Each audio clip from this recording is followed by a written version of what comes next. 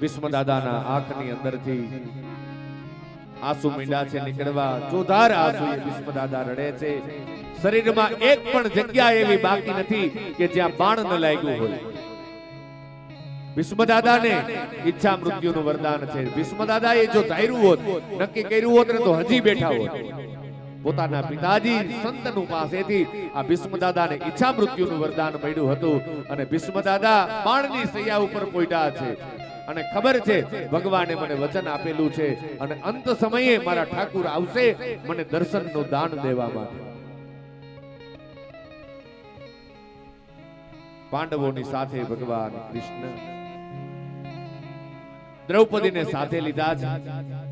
ભીષ્મ દાદાના આંખની અંદરથી આંસુ નીકળે છે, જાણે ભીષ્મ દાદા કહેતા હોય, જડ રે ચડાવું દેવા ઈ જડ નથી ચોખા, એની ઓલી માછલીએ વટલાવ્યા, સેવા મારી માની લેજો. હે ભગવાન, આપ જ્યાં જ્યાં વૈષ્ણવોના ઘરે જાવ ત્યાં ફૂલની ગાદી અને ફૂલના તકિયા બિછાવે, પણ આજ આ ભીષ્મ બે હાથ જોડી અને તમને વંદન પણ કરી શકતો નથી.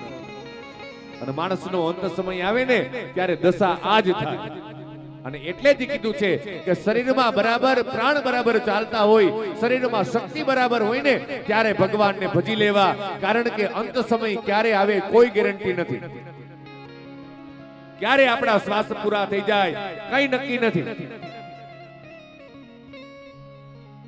ઘણા તો આ જગતની અંદર એવી રીતે રહે છે જાણે જામો કામીને આવ્યા હોય ને, જાવાના જ કેમ ન હોય. ભીષ્મ દાદાના છેલ્લા શ્વાસ પ્રાણને ટકાવી રાખ્યા છે ભગવાનના દર્શન કરવા માટે થઈ, અને ઈચ્છા છે કે ગોવિંદના દર્શન મને અંત સમયે થાય. ઇતના તો કરના સ્વામી, ઇતના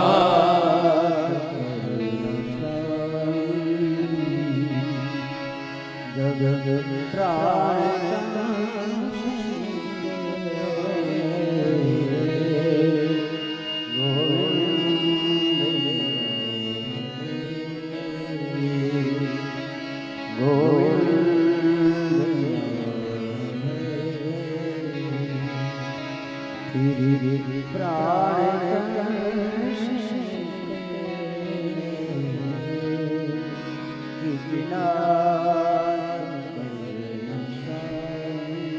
ભગવાનને પ્રાર્થના કરાય કે હે ભગવાન, અમારો અંત સમય ક્યારે છેલ્લા શ્વાસ આ ધરતી ઉપર લેવાય, માના ગર્ભમાં જ આ બધી વસ્તુઓ નક્કી થઈ જાય.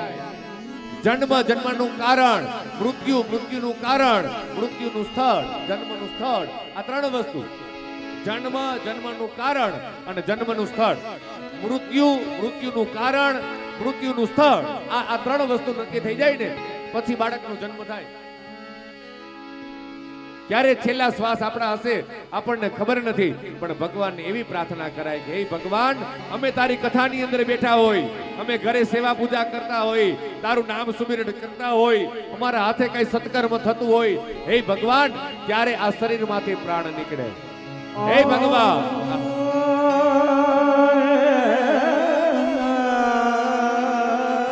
गंगा जी का तट हो, यमुना जी का बंसी होठ हो, मेरा सावरा निकट हो.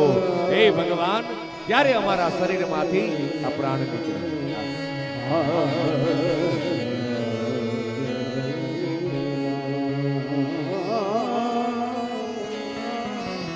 श्री गंगा जी का तट हो,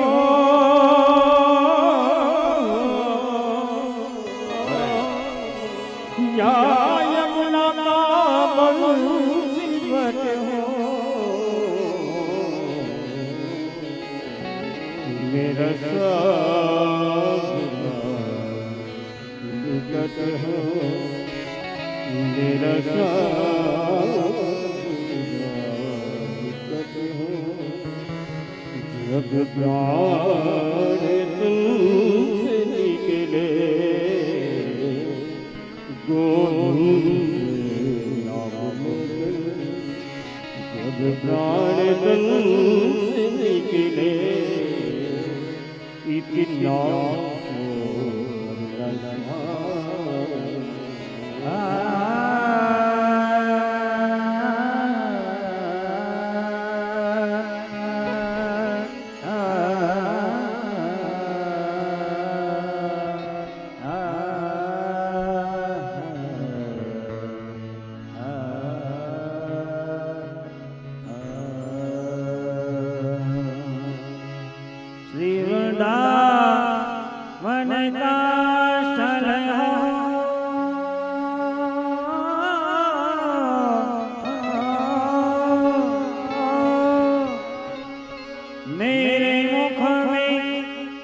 તુલસી દલયો શ્રીવંદા એવન કાસલયો मेरे मुख में तुलसी दलयो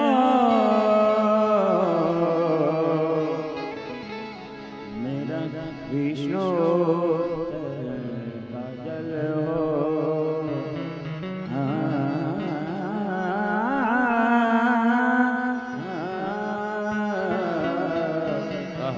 विष्णु चरण काजल हो प्राण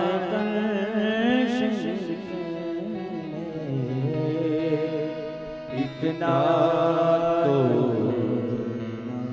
स्वामी इतना तो करना स्वामी इतना तो करना स्वामी। હે ભગવાન, ભીષ્મ દાદાના રોમે રોમ બાણ લાગેલા છે અને ભગવાન કૃષ્ણનું આવું જ્યાં ભગવાન કૃષ્ણ પધાર્યા છે અને અહીંયા ભીષ્મ દાદાનો મનોરથ સિદ્ધ થવાનો. ઈચ્છા મૃત્યુનું જેને વરદાન છે, પણ ઈચ્છા મૃત્યુનું વરદાન છે તો બરાબર, પણ ઈચ્છા એક જ છે કે ગોવિંદના દર્શન કરવા. પછી આ શરીરમાંથી પ્રાણ નીકળી જાય તો મંજૂર છે. આ દ્યો નામના વસુ છે. વશિષ્ઠ ઋષિની કામધેનુ ગાય ચોરી અને અહીંયા 8 વસુઓને શ્રાપ લાગ્યો અને એમાં એક વસુને જે શ્રાપ લાગ્યો કે વધારે સમય ધરતી ઉપર રહેવું પડશે, એ દ્યો નામના વસુ એ ભીષ્મ બની અને આ ધરતી ઉપર આવ્યા. અને આજ હવે મુક્ત થવાની તૈયારી 11 શ્લોકની અંદર ભીષ્મ દાદાએ સ્તુતિ કરી છે. ઇતિમતિ રૂપ કલ્પિતા વિતૃષ્ણા ભગવતી સાત્વત પુંગવે ત્રિભુવન ગમન મતમાલ વર્ણમ રવિકર ગૌરવરંબરમદા. 11 શ્લોકની અંદર સ્તુતિ કરી છે ભગવાનની. જો સ્તુતિ કેવી સરસ. એકાદશીનો દિવસ, આજે પણ એકાદશી છે. ભીષ્મ દાદા મહાપ્રયાણ કરવાની તૈયારી કરે ત્યારે એકાદશીનો દિવસ હતો. 11 શ્લોકની અંદર સ્તુતિ કરી. હવે શરૂઆત ઈતિ થી કરી. ઈતિ એટલે નકર અથ હોય એને બદલે ઈતિ. જાણે ભીષ્મ દાદા કહેતા હોય કે હે ભગવાન, હવે મારું આ જીવન પૂરું થયું. ઇતિમતિ રૂપ કલ્પિતા વિતૃષ્ણા. 11 શ્લોકની અંદર સ્તુતિ. અને અહીંયા ભીષ્મ દાદાએ સ્તુતિ કરીને એટલે દ્રૌપદી સેજ હૈસા કે દાદા, આટલી બધી તમે સરસ મજાની સ્તુતિ કરો છો તો મારા ચીર ખેંચાતા હતા ત્યારે તમે ક્યાં ગયા હતા? તમે એ ભરી સભાની અંદર ત્યારે તમે કેમ કઈ ન બોલ્યા દાદા? નકર દુર્યોધન અને દુશાસનની તાકાત નહોતી કે દાદા તમે જો બોલ્યા હોત તો દુર્યોધન અને દુશાસનની તાકાત નહોતી કે મારા ચીર ખેંચી શકે દાદા. ત્યારે કાળિયા ઠાકરને વારે બોલાવવો પડ્યો દાદા, ત્યારે તમે કેમ ન બોલ્યા? ભીષ્મ દાદા કહે છે કે એક પાપીનું અનાજ મેં ખાધું ને એને હિસાબે મારી બુદ્ધિ ભ્રષ્ટ થઈ ગઈ હતી, પણ આજ રોમે રોમ બાણ લાગ્યા ને એ રક્ત બધું નીકળી ગયું અને આજ હું વિરક્ત બન્યો. ભગવાન કૃષ્ણ કહે છે કે દાદા સાંભળી લ્યો કે મારી બેન છે એટલે હું નહોતો આવ્યો. મેં તો દુનિયાને ભગવદ ગીતાની અંદર કર્મનો સિદ્ધાંત આપ્યો છે. કર્મણીએ વાધિકા રસ્તે મા ફલે સુકદાચન. સાંભળો દાદા, અમારી બેન દ્રૌપદી છે ને એના ચીર પૂરવા આવ્યો ને શું કામ આવ્યો? દ્રૌપદી વેલી સવારે પોતાની બેનપણી સખીઓ સાથે, હજી પાંડવો સાથે લગ્ન નહોતા થયા, અને દ્રૌપદી પોતાની બેનપણી સખીઓ સાથે શિયાળાનો સમય છે અને વિહાર કરવા માટે નીકળ્યા. વહેલી સવારનો સમય અને નદીના કિનારે ફરે છે.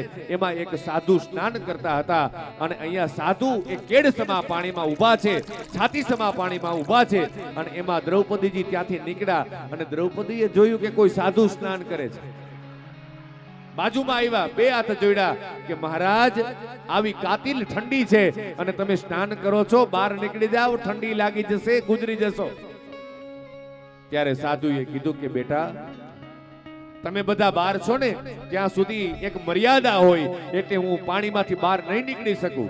દ્રૌપદીએ કીધું કે દાદા શું કામ નહીં બહાર નીકળો?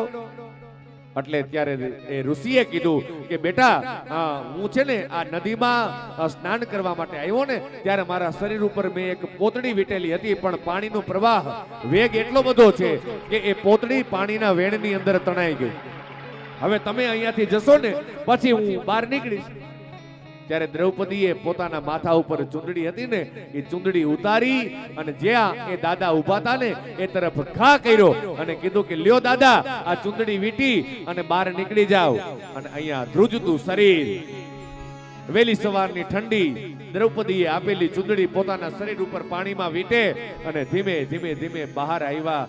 બહુ ધ્રુજે છે અને અહીંયા દાદાએ આશીર્વાદ દીધા કે બેટા દ્રૌપદી, નો કરે નારાયણ કે તારો સમય ક્યારેય ખરાબ આવે, પણ એક ચુંદડી ઓઢાડી અને તે જેવી રીતે મારી લાજ રાખી છે ને, તારો સમય જ્યારે ખરાબ આવશે ને ત્યારે દ્વારકા વાળો તને 1000 ચુંદડી ઓઢાડીને તારી લાજ રાખશે.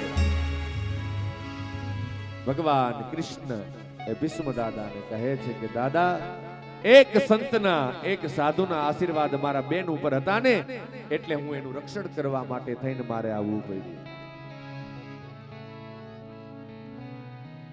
ભીષ્મ દાદાએ વચન લીધું છે. એ કુરુક્ષેત્રના મેદાનની અંદર ભયંકર યુદ્ધ જ્યારે થતું હતું ત્યારે દુર્યોધન ન બોલવાના શબ્દ દાદાને બોલ્યો છે કે દાદા તમે છે ને મન મૂકી અને યુદ્ધ કરતા નથી, નહીતર આ યુદ્ધ આટલું લાંબુ ચાલે નહીં. તમને પાંડવો વાલા છે. એટલે ભીષ્મ દાદાએ કીધું કે એવું નથી, અને તને જો કદાચ એવું લાગતું હોય તો કાલે વહેલી સવારે ભાનુમતીને મારી કુટીર ઉપર આશીર્વાદ લેવા માટે મોકલજે. એ આશીર્વાદ હું આપી દઉં, પછી દુનિયાની કોઈ તાકાત તને ન મારી શકે. અને ભગવાન કાળિયા ઠાકર ને કૃષ્ણને ખબર પડી ગઈ કે જો ભીષ્મ દાદાના આશીર્વાદ ભાનુમતીને મળી ગયા તો પછી દુર્યોધનને કોઈ કાળે મારી શકાશે નહીં. વહેલી સવારનો સમય, ભાનુમતી તૈયાર થઈ અને નીકળી છે દાદાના આશીર્વાદ લેવા માટે. ઘાસની કુટિયા અને એમાં ભીષ્મ દાદા બેઠા છે. એક દીવાની જ્યોત જલે છે. ઓમ નમો ભગવતે વાસુદેવાય, ઓમ નમો ભગવતે વાસુદેવાય મંત્ર જાપ કરે. અને અહીંયા ભાનુમતી નીકળી. ભગવાન કૃષ્ણને પરસેવો વળી ગયો કે જો દાદાના આશીર્વાદ આને મળી ગયા તો દુર્યોધનને મારી શકાશે નહીં. ભગવાન કૃષ્ણ ભાનુમતી જ્યાં જાય છે ત્યાં રસ્તામાં આવી અને ભગવાન કૃષ્ણએ ભાનુમતીને કીધું કે ભાનુમતી, આટલી વેલી કઈ બાજુ? કે દાદાના આશીર્વાદ લેવા. અરે પણ દાદા તો આપણે ઘરના છે, દાદાના આશીર્વાદ આજ જ લેવાય એવું થોડું હોય? દાદાના આશીર્વાદ તો ગમે ત્યારે લઈ લેવાય. આટલું બધું વેલું જગાય, આટલું બધું વેલી સવારે જઈ અને તો જ આશીર્વાદ મળે એવું કઈ થોડું હોય? એ તો પછી નિરાતે બીજે દિવસે જવાય. થોડીક વાર આરામ કરી લે, આરામ કરી લે. ભાનુમતી કે ઈ વાત તારી સાચી, લે દાદા તો ઘરના જ છે, આજ જ જવું એવું થોડું હોય? ભાનુમતી સુઈ ગઈ પોતાના મહેલમાં જઈ. અને અહીંયા હવે ભગવાન કૃષ્ણ દ્રૌપદીને જગાડે છે કે બેન હવે તો જાગ, હવે તો જાગી જા. કનૈયા પણ શું છે, કાઈ બોલમાં, મહેરબાની કરીને કાઈ બોલમાં, હું તને જેમ કહું એમ કર્યા કર. પણ એમ નહીં, વાત શું છે? અરે દાદાના આશીર્વાદ લેવા જવાનું છે, તૈયાર થઈ જા. પણ અત્યારે કનૈયા તું કાઈ બોલમાં, તું ખાલી એટલું બોલીને કે આંધળા ને આંધળા હોય એમાંથી જા, હોળી હેડકી છે. જો દ્રૌપદી કાઈ બોલતી નહીં,